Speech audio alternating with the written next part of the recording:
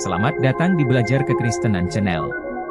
Sebuah channel yang membahas soal teologi Kristen dan hal ihwal kehidupan Kristen di bawah asuhan Pendeta Didik Sulistyo Adi. Mari kita simak ulasan penting hari ini, semoga Tuhan memberkati Anda semuanya. Bapak Ibu, mari kita membuka Alkitab kita di dalam Efesus. Efesus pasal 2.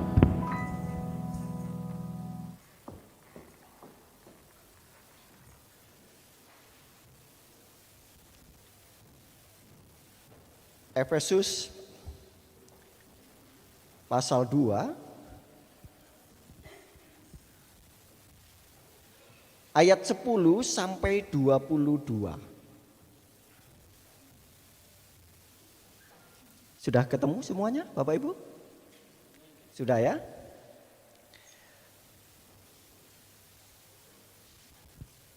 Meskipun LAI memulai perikop baru di ayat 11, tapi kita akan membaca dari ayat 10 karena ayat 10 itu menjadi ayat kunci untuk memahami ayat 11 sampai 22. Saya akan membaca dan Bapak Ibu saudara-saudara menyimak di dalam Alkitab masing-masing. Ayat 10, karena kita ini buatan Allah, diciptakan dalam Kristus Yesus untuk melakukan pekerjaan baik yang dipersiapkan Allah sebelumnya. Ia mau supaya kita hidup di dalamnya. Ayat 11, karena itu ingatlah bahwa dahulu kamu sebagai orang-orang bukan Yahudi menurut daging, yang disebut orang-orang tak bersunat oleh mereka yang menamakan dirinya sunat, yaitu sunat lahiriah yang dikerjakan oleh tangan manusia. Bahwa waktu itu kamu tanpa Kristus tidak termasuk kewargaan Israel dan tidak mendapat bagian dalam ketentuan-ketentuan yang dijanjikan, tanpa pengharapan dan tanpa Allah di dalam dunia. Tetapi sekarang di dalam Kristus Yesus, kamu yang dahulu jauh sudah menjadi dekat oleh darah Kristus. Karena dialah damai sejahtera kita yang telah mempersatukan kedua pihak dan yang telah merubuhkan tembok pemisah, yaitu perseteruan. Sebab dengan matinya sebagai manusia, ia telah membatalkan hukum Taurat dengan segala perintah dan ketentuannya, untuk menciptakan keduanya menjadi satu manusia baru di dalam dirinya, dan dengan itu mengadakan damai sejahtera.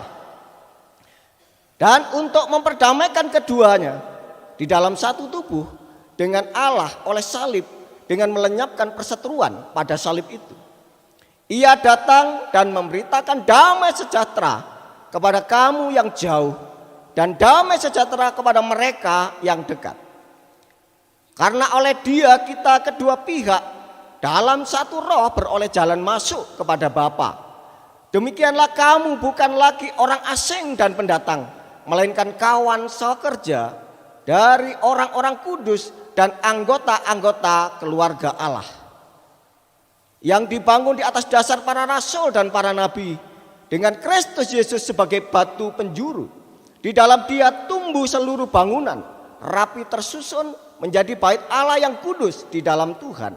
Di dalam Dia kamu juga turut dibangunkan menjadi tempat kediaman Allah di dalam Roh. Mari kita berdoa.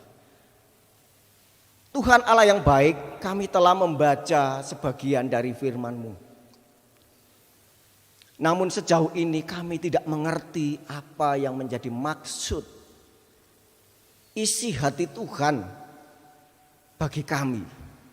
Oleh sebab itu kami persilahkan Roh Kudus menguasai hati dan pikiran kami, memampukan kami memahami, mengerti apa yang menjadi isi hati Tuhan bagi kami. Hamba-Mu yang penuh keterbatasan, hamba-Mu yang bodoh, tidak berpengertian dan tak berpengalaman ini, kiranya Tuhan yang mengurapi dengan kuasa Roh-Mu, sehingga dimampukan untuk menguraikan kebenaran dari firman-Mu. Berbicaralah kepada setiap kami ya Tuhan, karena kami siap mendengarnya. Haleluya, amin. Shalom Bapak Ibu. Saya bersyukur hari ini saya banyak dibantu oleh WL untuk memaparkan tentang tema kita. Tema yang luar biasa. Yesus Kristus, Allah 100% dan manusia 100%. Atau sering disebut Yesus Kristus, Allah yang sejati dan manusia sejati. Bapak Ibu yang dikasihi oleh Tuhan, puji-pujian kita dari awal sampai pengantar kita kepada firman Tuhan ini berbicara tentang semua hal itu dari tema itu. Semua telah diuraikan melalui puji-pujian yang kita naikkan tadi. Luar biasa. Sebenarnya saya nggak perlu khotbah ini tadi. Pujian itu kalau kita renungkan, kita kerjakan di dalam hidup kita, itulah intisari dari firman Tuhan yang telah kita baca. Ketika saya banyak bicara, berkhotbah tentang bagian firman Tuhan yang berbicara tentang doktrin-doktrin ini Bapak Ibu, jujur saja, setiap pelayanan saya selalu berbicara tentang pengajaran. Khotbah-khotbah saya selalu khotbah-khotbah pengajaran, doktrin-doktrin. Seringkali jemaat yang saya layani itu bertanya, Pak Pendeta, kenapa sih kita harus bicara tentang doktrin-doktrin, ajaran-ajaran Kristen? Kan lebih baik kita ini membicarakan hal-hal yang praktis saja. Yang real-real saja. Lebih baik kita ini memikirkan hal-hal yang berkaitan dengan kehidupan sehari-hari. Ngapain sih kita bicara tentang teologi, bicara tentang doktrin-doktrin itu biar tugasnya pendeta-pendeta atau mahasiswa saja, mahasiswa teologi saja. Ya kami ini butuhnya yang praktis-praktis saja. Pertanyaan ini sering saya temui di dalam pelayanan saya. Tapi Bapak Ibu yang dikasihi oleh Tuhan, ada satu kebenaran yang tidak bisa kita pungkiri, bahwa pengajaran yang benar akan menuntun kita kepada praktek juga yang benar. Dan sebaliknya, pengajaran, pemahaman yang keliru akan berdampak pada praktek yang keliru.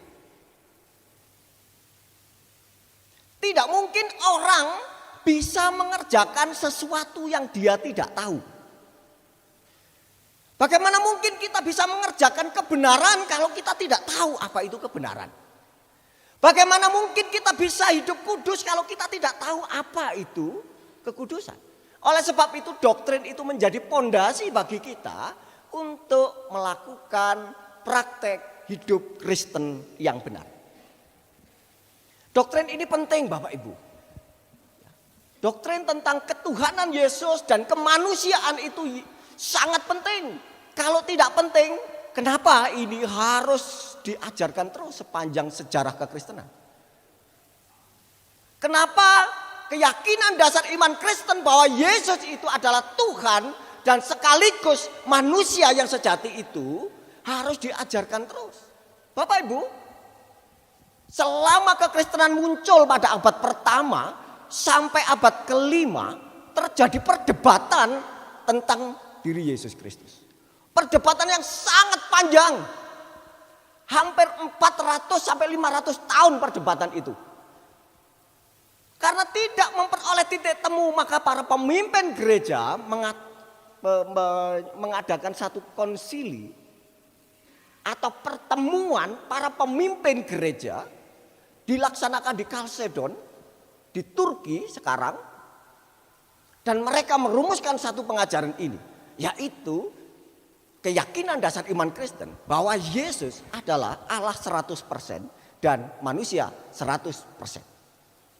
Dan itulah yang kemudian diakui oleh gereja sejak abad kelima itu sampai sekarang.